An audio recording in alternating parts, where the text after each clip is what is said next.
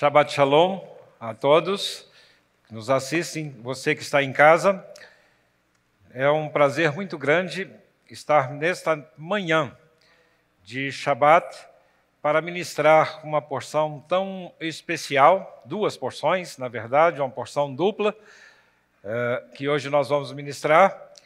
E ela tem por tema Matot, tribos e partidas, Maaset, e nós colocamos nesse tema que nós vamos abordar hoje um tema importante que é medo de decisão ou decisão por medo. Por que nós pensamos dentro desse tema? E vamos trabalhando o reino de Israel, as tribos estavam chegando já próximos à entrada da Terra Prometida. Ali já haviam tido 25 mil pessoas aproximadamente sofreram um castigo através do profeta Bilam, que instruiu os midianitas a estarem fazendo com que Israel pudesse pecar. E ali, nesse instante, já estavam recebendo uma ordem de como é que eles poderiam se livrar dessas dificuldades, já haviam livrado através de Finéias, ao se livrar dessas dificuldades que tiveram, matando, eliminando o mal através de Finéias. E então ele começa a dar instruções sobre essas leis de Nedarim, promessas, votos, e Hatarat Nedarim, que é a anulação das promessas. Mas antes, logo também nessa paraxá, nós vemos a vitória sobre os midianitas e também vemos as duas tribos de Ruben e Gad, meia tribo de Manassés, que pedem permissão para ficar do lado leste do Jordão, por ser terra boa para o gado. E Moisés fica então desapontado, mas recebe a promessa de que irão ajudar seus irmãos na conquista da terra de Canaã. E no resumo da paraxá Maaseh, nós vemos a lista das 42 paradas de acampamento dos israelitas durante os 40 anos de deserto e a recomendação de que eles devem lançar fora os cananitas, divisão da terra, a cidade dos levitas e a orientação das cidades de refúgio. Nós vemos que é difícil que nós abordássemos todos os temas e nós escolhemos então um tema para que nós pudéssemos abordar nesta manhã. E nós vemos que em Bemidbar, a Torá nos ensina que uma vez nós fomos salvos no Mashiach, nós somos livres da natureza do pecado e somos livres para servir, mas também em Bemidbar nós somos estruturados, somos também fortalecidos para enfrentarmos o inimigo e resistirmos ao mundo das trevas. Então, o objetivo de Bemidbar foi nos ensinar que nós devemos estruturar as nossas vidas, devemos entender exatamente onde nós estamos para que nós possamos estruturar, sermos fortalecidos para nos qualificar e vamos também quantificar todas as nossas forças, aquilo que nós temos, vamos organizar, vamos capacitar, recapitular, vencer e usufruir. Nós vemos que há algum tempo, no ciclo chamado de PDCA, que nós vemos as empresas utilizando processos para que ela pudesse ser mais eficiente, e esse PDCA, que é utilizado em muitas empresas, que significa uma sigla do planejar, do plan, do, check e action, do inglês. E planejar, fazer, agir e depois consertar aquilo que nós agimos. Em Bemidbar, nós encontramos exatamente todos esses princípios administrativos que ali estão. Mas nós vemos em Bemidbar algo bem interessante. Ele fala a respeito das palavras e ele coloca um cuidado específico com essas palavras. E nesse texto que foi lido nesta manhã, nós vemos o texto em que fala a respeito dos votos, o texto da Torá que foi lido. E por que esse cuidado tão importante com as palavras, com Nedarim, com as promessas, com aquilo que nós vamos fazer, os votos que nós vamos fazer? Nós vemos que a palavra começa exatamente em Bereshit, que haja luz. E a criação é feita somente através da palavra. E a palavra é quem cria. Mas Yeshua também, ele é colocado dentro da palavra como o princípio era o verbo. Ele é a própria palavra, a palavra que gera uma ação, uma palavra que pode fazer uma mudança em nossas vidas. E também através de Yeshua nós vemos que a cura vem pela palavra. Quero ser limpo, é assim que ele fala com o leproso. E a palavra também, segundo o Rabino Shaul, ela nos ensina, toda a escritura, ela é útil para ensinar, para redarguir, para que possa mostrar o caminho do eterno. E nós vemos ainda que a palavra do Senhor nos diz que, em verdade vos digo que qualquer que disser a este monte, ergue-te e lança-te no mar, e não duvidar em seu coração, mas crer que se fará aquilo que diz, assim será feito. Nós vemos algo importante nesse texto, que ele não está falando aqui, Yeshua não está falando simplesmente de que eu possa orar, mas que eu dê ordem a uma montanha para que se erguer dali e ir para o meio do mar. Então nós vemos que as nossas palavras são revestidas de um poder tão grande que nós sabemos que nós podemos modificar as coisas positivamente para nós, ou podemos também modificar no mundo espiritual algo que nós gestamos no mundo espiritual através das nossas palavras.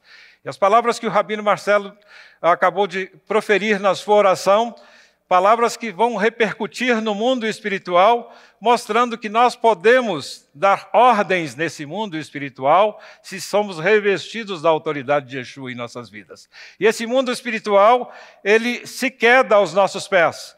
Não há demônios que possam resistir a essa palavra se ela é revestida da autoridade de Yeshua. E nós podemos temos muitas montanhas em nossas vidas para serem removidas, muitos montes que precisam ser quebrados, precisam da força de dinamite da palavra abençoada para que eles possam ser quebrados. Nós temos uma pandemia que está nos assolando, tirando vidas de muitas pessoas que podem perfeitamente responder à voz daqueles que creem. Podem cessar completamente, podem levantar pessoas que estão hoje em camas de hospitais, podem fazer com que pessoas também não caminhem para essa direção. Então, a nossa palavra, nesse momento, nós temos que ter muito cuidado com o que sai da nossa boca, porque ela, de fato, pode fazer diferença no mundo espiritual. Muitas vezes, quando nós estamos falando que eu tenho medo de alguma coisa, a palavra está nos dizendo que o Senhor é a minha luz, de quem terei medo? Ele vai nos afirmar nesse sentido. Eu posso dizer muitas vezes que eu estou fraco, mas nós vemos que a palavra nos manda fortalecer na força do seu poder. Eu posso dizer algumas vezes que eu não posso fazer isso, não tenho capacidade para fazer determinadas coisas, mas a palavra nos afirma que eu tudo posso naquele que me fortalece.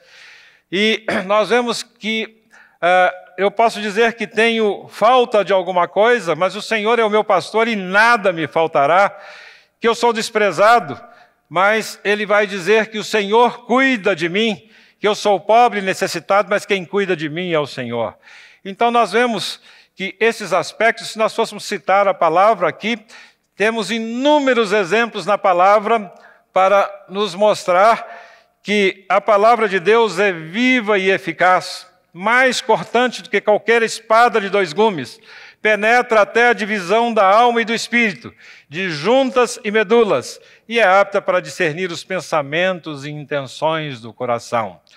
Então não adianta que nós tenhamos intenções diferentes daquelas que nós queremos professar, porque a própria palavra do Senhor revela as intenções do nosso coração e revela as intenções daquele que é o nosso inimigo, e nós podemos perfeitamente estarmos representados na força do seu poder. Após essa introdução, nós vamos tratar dos votos, Nedarim. O que seria voto? nós vemos que e a anulação desses próprios votos. O voto, o que eu poderia definir como um voto dentro da palavra do Senhor? Nós temos vários votos feitos dentro da palavra do Senhor. Ele nada mais é de que uma promessa em termos solenes, voluntária, feita a Deus por uma pessoa que se obriga a realizar um ato para promover a sua glória, a glória de Deus, ou abster-se de qualquer ato com o mesmo fim em vista. Então nós vemos que muitas pessoas tentam fazer votos em suas vidas, principalmente quando têm dificuldades, problemas em suas vidas, mas tentam fazer para que ele possa tirar vantagens pessoais, como se fosse uma chantagem com o Eterno, para que ele pudesse fazer aquilo que ele está se colocando nessa posição. Então, nós, dentro desses aspectos, a pessoa que se comprometia em realizar alguma coisa, normalmente com uma ação de retribuição ao favor de Deus. E na maioria das vezes, nesse tipo de voto, a pessoa pedia a Deus a sua presença, a sua proteção, a sua provisão. Mas em qualquer dos casos, esse mesmo tipo de voto também podia assumir um aspecto de barganha. Isso nós vemos particularmente nas promessas que, feitas pela pessoa, quase sempre eram condicionadas. E Jacó nos fala disso.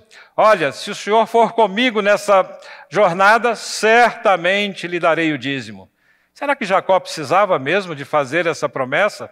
Precisava de fazer uma barganha com Deus naquele momento? Se Deus já havia prometido que haveria de abençoá-lo, que haveria de estar com ele em todo o tempo, que faria dele uma grande nação, que seguindo a promessa de Abraão, que seriam benditas todas as famílias da terra através dele, ele precisaria ainda de fazer um voto, fazer uma barganha com o Eterno? Certamente que não. Nós vemos que os tipos de votos, nós vemos de Jacó aqui, nós vemos que o voto do Nazireu, por exemplo, combinava abstinência, abnegação, dedicação a Deus. Nós vemos que o voto também pode ser um compromisso entre pessoas, que é o voto do casamento, que nós fazemos, é o exemplo típico que nós colocamos. Se eu for olhar Jacó, ele fez de fato um voto a Deus. Ele pediu proteção e provisão e prometeu adorar a Deus e pagar o dízimo de tudo que lhe fosse concedido. Mas ele pode ser exatamente o tipo de voto de barganha. Isso porque Deus havia revelado a ele num sonho e lhe prometido provisão, bênção sobre a sua posteridade. E ainda vale lembrar que Jacó fez esse voto no início da sua caminhada de fé, e mais tarde, no Vale de Jaboque, Jacó realmente teve um profundo encontro com Deus que o transforma completamente. E nós vemos que ele não fica simplesmente nessa barganha. E muitas vezes, quando nós ficamos na barganha com Deus, é porque nós estamos bem no início da nossa caminhada e nós queremos um Deus como se fosse um Deus Papai Noel, que Ele pode suprir todas as minhas necessidades, que Ele pode dar a melhor vaga do estacionamento lá no shopping, que Ele pode abrir o caminho na estrada que eu vou passar, que pode fazer tantas coisas, e cada viagem que eu vou fazer, eu oro para que as coisas aconteçam de forma completamente adequadas a mim, e mesmo se acontece um acidente, eu preciso de parar na estrada para ajudar alguém, eu entendo que aquilo foi, muitas vezes, coisas do inimigo para poder me tirar do caminho que eu estou fazendo, quando, na verdade, ele pode estar nos dando uma oportunidade de abençoar e ajudar pessoas. Os contratempos em nossas vidas, muitas vezes, não são dificuldades que o inimigo coloca, mas são oportunidades que o Eterno nos dá para que nós possamos abençoar pessoas. E, portanto, fazer votos de barganha com Deus, ela não impede muitas vezes que nós cresçamos espiritualmente e sejamos abençoados e abençoadores. Nós vemos um outro tipo de voto na palavra, que é o voto de Jefté. Esse é um voto muito complicado de se entender. E se o Senhor lhe concedesse a vitória sobre os amonitas, ele prometeu oferecer em holocausto ao Senhor a primeira coisa que lhe aparecesse ou que saísse ao seu encontro vindo da sua casa. E então quem lhe sai ao encontro? A sua própria filha. Ao vê-la, é claro, ele se lamenta profundamente pelo que havia prometido. Será que de fato Jefté cumpriu a sua promessa? E o que a gente vê na palavra, os estudiosos discutem se o voto de Jefté significou o sacrifício da sua filha ou simplesmente a dedicação dela ao Senhor. Se a primeira sugestão fosse correta, então esse voto foi mais descabido e inconsequente registrado na Bíblia. Certamente foi reprovado por Deus. Através do profeta Jeremias, Deus deixou claro que jamais ordenou ou aceitou sacrifícios humanos. É provável que ele tenha realmente deixado que ela não se casasse, completamente fora de todas as coisas que a vida realmente poderia fazer para ela. Vamos ver um outro tipo de voto que nos chama muita atenção, que é o voto de Ana. É um dos mais conhecidos da Bíblia, esse voto. Ela era uma mulher estéril e suplicou para que Deus lhe concedesse o milagre de poder gerar um filho. Então ela prometeu dedicar esse filho ao Senhor. E Deus ouviu a sua oração. Ela foi a mãe do profeta Samuel, foi uma das pessoas mais importantes da história de Israel. Além de ser um dos grandes profetas do Senhor, Samuel foi sacerdote e o último juiz de Israel. Depois do nascimento de Samuel, Deus permitiu que ela pudesse ter mais outros filhos. Então o voto de Ana de dedicação era para glorificar a Deus.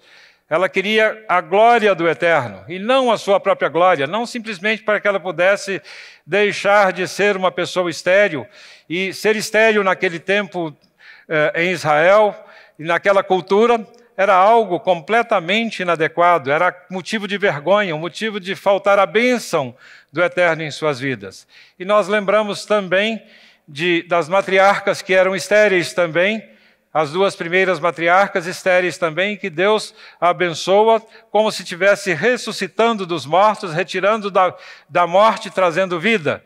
E ele traz vida, então, para Israel através de Ana e através de Samuel.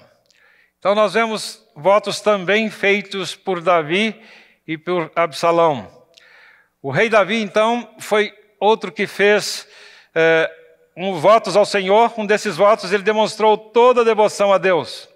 Ele prometeu não descansar até que a arca da aliança retornasse a Jerusalém. E então nós vemos que ele de fato retornou e que Deus não permitiu, ele queria construir o templo. E Deus não permitiu que ele construísse o templo. Mas com a sua espada ele pôde abençoar e fazer com que Israel ficasse livre de todos os seus inimigos, e depois dele, Israel tem um período longo de paz e sem guerras através da bênção, e permitindo então que seu filho pudesse vir a construir o templo.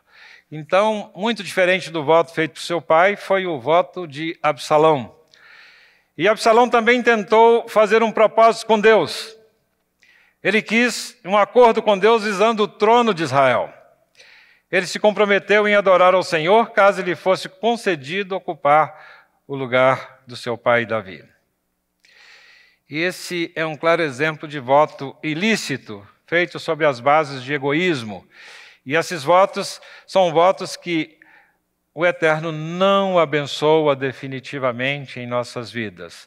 Ele faz com que a pessoa egoísta ele acaba caindo no seu próprio egoísmo e sofrendo as consequências do seu próprio voto. Nós vemos ainda um outro tipo de voto, o de Paulo. Ele, tendo ficado ali muitos dias, despediu-se dos irmãos e navegou para a Síria, e com ele Priscila e Áquila, havendo rapado a cabeça em Cencreia, porque ele tinha um voto. E esse voto, por que rapar a cabeça para entrar no templo, para se purificar pura e simplesmente? Foi aconselhado a não deixar de cumprir todos os aspectos da Torá com quem estava com ele, as 4 pessoas que estavam com ele. Ele acabou cumprindo toda a Torá e se purificando para que ele pudesse participar do templo sem que ninguém pudesse persegui-lo. Mas temos outro voto dos judeus contra Paulo. E aí a palavra nos fala que, quando já era dia, coligaram-se os judeus e juraram sob pena de maldição que não comeriam nem beberiam enquanto não matassem a Paulo. Eram mais de 40 os que fizeram essa conjuração, fizeram um voto. 40 pessoas fazendo um voto de que queriam matar uma pessoa. Será que isso também é um voto que poderia ser abençoado? Então nós vemos que tem votos e propósitos que Deus rejeita completamente. E nós sabemos que é verdade que hoje em dia a maioria das pessoas não entende o que é um voto correto diante de Deus. Essas pessoas veem nos votos ou os propósitos com Deus um meio de pura chantagem e barganha. Elas ficam prometendo dar isso se Deus lhes concede aquilo. Por isso o tipo de voto feito por Absalão é o mais comum dentro das igrejas ultimamente.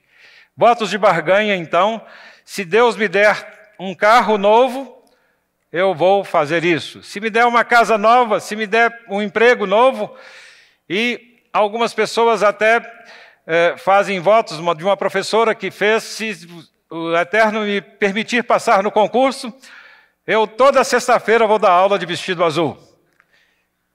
Em que isso glorifica o Eterno? Onde está a glória do Eterno nesse sentido? Em que isso abençoa? Em que isso a abençoava também? Em que isso modifica a sua vida? São barganhas tolas, votos de tolos, né? Além disso, também, muitos líderes corruptos se aproveitam da ignorância bíblica de muitos crentes e acabam incentivando-os a fazer esse tipo de voto. Daí, eles pedem que os membros das suas comunidades façam votos ou propósitos com o salário do mês, com o valor do aluguel, com a prestação da casa, prestação do carro, entre outros. Claro que isso está completamente errado. Obviamente, Deus não se agrada desse tipo de coisa. Deus não abençoa esse tipo de coisa. Além disso, não há qualquer referência no Novo Testamento que institua o voto como uma evidência da piedade cristã ou que incentiva os crentes a fazerem mais e mais votos. Também precisamos entender que servimos ao Deus Criador e sustentador de todas as coisas. Ele sabe muito bem do que precisamos. Por isso, Ele prometeu conceder o necessário para a nossa sobrevivência. E a oração que o rei Agur faz: não quero pobreza, não quero nem riqueza, mas apenas o que for necessário. E certa vez estava visitando a América do Norte e conversando com uma pessoa muito importante, que é um indivíduo que sustenta missões aqui no Brasil, e sustenta missões na Nicarágua, e pensei que se trataria de uma pessoa extremamente importante, que não tinha tempo, e ele marcou uma reunião comigo num fast food, para que ele pudesse, e ele foi lá pedir o sanduíche mais barato que tinha lá no fast food. E comeu apressadamente ali na hora do almoço, enquanto a gente conversava. E eu perguntei, mas é interessante, uma pessoa tão importante como você, como é que você almoça uma comida dessa bem simples assim?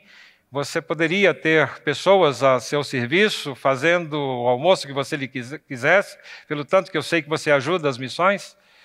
Ele falou, eu faço isso e ando simples do jeito que eu ando, com a calça bem simples, camisa bem simples, porque eu quero que sobre mais recurso para investir no reino. Então, isso é a fazer com que as prioridades do reino, Deus nos dá, abençoa, e abençoa a cada um de nós, abençoa com bens materiais, mas não é para que nós possamos gastar nos nossos próprios deleites. Tiago nos avisa que nós pedimos e não recebemos porque pedimos mal para gastar nos nossos próprios deleites. E se o Eterno tem coroado de bênçãos a sua vida, é porque Ele quer que você invista mais no reino dEle, a expansão do reino dEle, na afirmar realmente esse reino aqui na terra, fazendo com que a mensagem dEle se chegue a mais e mais pessoas. Nós vemos ainda que não há qualquer referência que Deus possa fazer também de que votos e mais votos possam nos tornar mais santos, mais abençoados, mais pessoas mais espirituais. Então, esses votos que Deus rejeita, é verdade que a maioria das pessoas não entende esse aspecto correto dos votos. Mas nós podemos fazer votos de acordo com o propósito do Eterno? É claro que sim. Nós podemos, não há problemas em fazermos votos ou propósitos com Deus, apesar dele conhecer as nossas necessidades, sem que precisemos lhe pedir algo. Ele também nos incentiva a colocar diante dele toda a nossa petição pela oração e súplica com ação de graças. É exatamente o que ele quer que nós façamos. Mas se particularmente eu entendo que tem algo específico na minha vida, que eu posso melhorar espiritualmente a minha vida, que eu posso glorificar mais o Eterno com deixando de fazer ou fazendo determinadas coisas, nós podemos fazer, temos a liberdade de fazer. E tudo que Deus nos concede não é por nossos próprios méritos ou porque merecemos, mas por sua graça e misericórdia. O verdadeiro voto ou propósito com Deus não tem como finalidade máxima a satisfação da soberba ou vaidade humana. Então, não existe base bíblica para defender o voto do carro novo, da casa própria, do emprego bem remunerado, de todas essas coisas que nós queremos gastar nos nossos deleites. Nós sabemos que podemos sim fazer propósitos com o Eterno. Se Deus nos concede tais bênçãos, é porque Ele cuida de nós, e não porque provamos nosso valor a Ele. O voto ou propósito correto, biblicamente, é aquele que tem como principal objetivo trazer a glória de Deus e contribuir com seu reino. Além do mais, esse tipo de voto ou propósito com Deus e pensamento de gratidão sempre é mantido. Nele não há espaço para barganha ou para chantagem. Nós precisamos de entender isso, que podemos fazer votos sim. Podemos ser abençoados com os votos nas nossas vidas.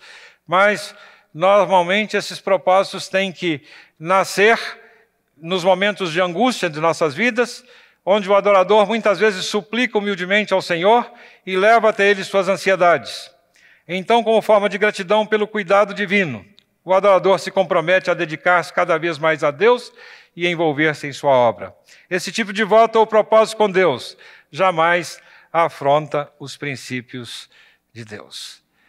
Quando é que nós, na verdade, fazemos votos? Por medo. Muitas vezes, por dificuldades em nossas vidas, nós então entendemos que precisamos de fazer um voto ao Eterno. Por uma doença que nós temos, por uma pandemia que nós estamos vivendo nesse momento, muitas vezes a pessoa acha que ele precisa de fazer um voto para que Deus possa atendê-lo. Mas se é um voto para que nós consagremos as nossas vidas, que nós possamos melhorar a nossa vida diante do Eterno, melhorar a nossa relação com o Eterno, para que possamos ter uma vida abençoada e abençoadora, é claro que o Eterno vai aceitar isso, não como uma barganha. Muitas vezes eu vou deixar de barganhas tolas, não vou deixar de comer chocolate, vou deixar de fazer tal coisa, vou deixar de comer tal coisa, eu vou consagrar mais a vida, eu vou ler mais a Bíblia. Isso já é coisa que você já deve fazer, eu vou orar mais, mas você já deve fazer isto. Você já é abençoado por fazer essas coisas. Então, para que fazer um voto de coisas que são suas obrigações de fazer? É aquilo que Deus já te abençoa. Ele abençoa com a sua palavra, abençoa com a oração, abençoa com a sua provisão. Não há necessidade que nós façamos mais, há necessidade que nós estejamos mais próximos do Eterno, lendo a sua palavra, abençoando. E nós vemos uma pergunta que me chama a atenção nesse sentido. E a igreja? Será que ela fez votos também e fez propósitos? Será que nós temos... que votos têm sido feitos pela igreja hoje? E que propósitos ela tem hoje? Será que nós podemos dizer que nós temos uma igreja com propósito? Uma igreja com votos definidos também? Nós entendemos que a igreja que nós vemos hoje, e é exatamente isso que esse ministério tem pregado nos seus 22 anos de existência, é a mensagem principal de que nós vemos que é uma igreja que ela está dividida, senão nós não teríamos 52 mil denominações no mundo. Será que o Eterno tem propósito para esse tanto de denominações?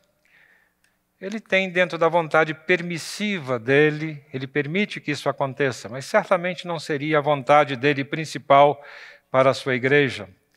Ele quer realmente resgatar uma igreja, não várias igrejas, não vários feudos, não vários pequenos pedaços, não várias pequenas agremiações.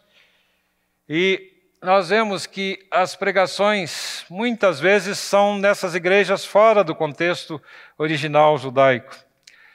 As igrejas são muito voltadas para posses materiais, com grandes e suntuosos templos, catedrais com seus líderes cheios de bens materiais, e ela ainda tem uma forte influência do sistema religioso romano, em que as festas que são comemoradas em todas as igrejas, elas na verdade, não tem nenhum contexto com a palavra do Senhor. Não tem nenhum contexto com a Bíblia. Não tem contexto com aquilo que o Eterno tem nos abençoado. E nós vemos que a própria igreja, ela está voltada para a pregação da prosperidade material como sinal de bênçãos espirituais. Nós vemos também igrejas com muitas posses, mas sem o poder transformador de vidas. Isso consta na história de São Francisco de Assis, que ele, após doar todos os seus bens e não querer realmente desfrutar nada dos bens materiais, e vendo a revolução que esse indivíduo estava fazendo lá em Assis, e quem já teve a oportunidade de visitar Assis lá, vê tantas coisas que foram feitas pelo chamado São Francisco de Assis, com Francisco de Assis, o Papa então o convida para ir até o Vaticano, e ele mostra tudo o que tinha no Vaticano, todas as coisas que estavam lá. Assis, Francisco, nós temos aqui uma igreja que tem muitos bens. Nós não precisamos dizer, igual Pedro disse lá na porta do templo, que não tinha prata e nem ouro. Nós temos muita prata, temos muito ouro, podemos ajudar muitas pessoas. Realmente, Papa, você pode dizer isso, que não tem muitos bens, mas infelizmente você não pode dizer a segunda parte, levanta-te e anda. Então, se você não tem poder espiritual, e foi isso, virou as costas e saiu, não quis mais continuar a visita e continuou o ministério dele. Eles estavam querendo cooptá-lo, para que ele estava fazendo uma revolução diferente na igreja, querendo que ele dar uma posição elevada na igreja para ele. Ele se recusou e continuou o trabalho dele da forma com que ele vinha fazendo. Então, nós vemos que temos promessas ou votos para Israel e para a igreja, que é a igreja enxertada em Israel. O profeta Oséias nos fala que naquele dia farei por eles aliança com as feras do campo, com as aves do céu e com os répteis da terra, e da terra tirarei o arco e a espada e a guerra, e os farei deitar em segurança, e desposar-te-ei para sempre. Sim, desposar-te-ei comigo em justiça e em juízo, em amorável benignidade, hesed, graça, em misericórdia, hanina, e desposar-te-ei como em fidelidade, emuná, e conhecerás o Senhor. Naquele dia responderei, diz o Senhor, responderei aos céus, e esses responderão à terra. A terra responderá ao trigo, ao vinho e ao azeite, e esses responderão a Israel. E semeá-lo-ei para mim na terra, e compadecer-me-ei de Lo-ruama e Lo-ami, e direi, tu és meu povo, e ele dirá, tu és o meu Deus. Mas nós vemos que essas promessas para Israel, elas são para a igreja desde que ela esteja enxertada em Israel. Uma igreja desconectada de Israel, ela não tem direito a essas promessas, que muitos acreditam que Israel, que essa igreja que é a própria noiva, mas Israel é que é a noiva. E a igreja enxertada em Israel, que é a noiva, sem ruga e sem mácula, ela é quem vai ser abençoada, mas abençoada por estar coligada com Israel. Israel, então, como oliveira natural, ela precisa reconhecer Yeshua como seu Messias. Mas a igreja necessita estar enxertada em Israel, e nós vemos que como a igreja pode ser bênção para Israel, que é o tema do nosso congresso nesse ano. É exatamente necessário que nós entendamos e propaguemos essa verdade. Então, que vantagem teria o judeu? Nós vemos que qual a utilidade da circuncisão? Muita em todo sentido. Primeiramente porque lhe foram confiados os oráculos de Deus. Nós sabemos que a revelação veio para Israel. E Israel é que precisa abençoar as nações. Ainda que Israel não reconheça também Yeshua como seu Messias. Mas ele precisa de reconhecer. E para que ele possa reconhecer, a igreja tem um papel fundamental nesse aspecto. E agora, como nós, como indivíduos, qual é o nosso propósito? Qual é o nosso voto? O que nos motiva a estarmos em uma comunidade, estarmos nesta manhã ouvindo a palavra, estarmos em casa separando um tempo para ouvir a palavra? Qual é o voto que nós estamos fazendo quando nós dedicamos esse tempo? Então, nós vemos que é algo que Yeshua nos afirma. Outrosim ouviste o que foi dito aos antigos: não jurarás falso, mas cumprirás com o Senhor os teus juramentos. Eu, porém, vos digo que de maneira nenhuma jureis, nem pelo céu, porque é o trono de Deus, nem pela terra, porque é escabelo dos seus pés, nem por Jerusalém, porque é a cidade do grande rei. Nem jures pela tua cabeça, porque não podes tornar um só cabelo branco ou preto. Seja, porém, o vosso falar, sim, sim, não, não. Pois o que passa daí vem do maligno. Então, a promessa do Senhor, Ele está dizendo, incentivando que nós façamos votos. Não, Ele está dizendo que nós precisamos de afirmar categoricamente, fazer com que a nossa palavra tenha valor. A nossa palavra tem valor porque se as pessoas do mundo não virem que a minha palavra tem valor, como crerão no meu testemunho do próprio Messias? Como crerão no testemunho de Yeshua? Se a minha vida também não fala nada para essas pessoas, como crerão naquilo que eu falo? Aquilo que nós fazemos fala tão alto que as pessoas não podem ouvir aquilo que nós falamos. E nós precisamos então de muito mais testemunho, de palavras abençoadas e abençoadoras, para que nós possamos construir relacionamentos sérios, saudáveis com as pessoas, porque as pessoas só creem naquilo que veem que é importante para a minha vida. Se algo que eu falo não é importante e ele não vê isso em minha vida, ele não pode fazer modificações em sua vida. Então eu tenho algo bem interessante, que isso é do meu avô, ele um homenzinho de quase 2 metros de altura, 1,95 m de altura, ele já de ascendência alemã, conhecendo os princípios da Torá, ele dizia: você não precisa prometer nada para ninguém, você não precisa jurar nada, mas se prometeu, você é obrigado a cumprir. Esse é um princípio sério que nós temos, que muitas vezes nós vemos que no nosso dia a dia, nos nossos relacionamentos, há pessoas que marcam horário, não cumprem. Falam que vão pagar determinada coisa, não pagam. São devedores. Às vezes é R$1, 1 centavo, uma caneta Bic que a pessoa pega lá, mas isso seja nas mínimas coisas, nas pequenas coisas, você está dizendo que a sua palavra é importante. Então, votos, eu posso fazer votos que seja para a glória de Deus e edificação pessoal? Evidentemente que sim. Jamais eu posso fazer votos para que os outros venham a cumprir. Então são coisas que a pessoa quer ver cumprido na vida dos outros, aquilo que ele gostaria para si mesmo. E a palavra nos ensina ainda que nós não devemos fazer votos tolos, votos que não tenham edificação nenhuma. E quando fizeres algum voto, não tardes em cumpri-lo, porque não se agrada de tolos, Deus não se agrada de tolos. O que votares, paga-o. Melhor é que não votes do que votares e não pagares. O Salomão nos fala lá em Eclesiastes, né? E qual é o nosso chamado, de fato? Vós sois geração eleita, sacerdócio real, nação santa, povo adquirido, para que anuncieis as grandezas daquele que vos chamou das trevas para a sua maravilhosa luz. Geração eleita é uma geração que nós vemos que devemos nessa geração ainda ver a volta do Messias. É algo que está muito próximo de nós. Esse sacerdócio real que nós devemos fazer é a intercessão. É fazer o papel de sacerdotes, de fazer com que as pessoas cheguem ao trono do Eterno.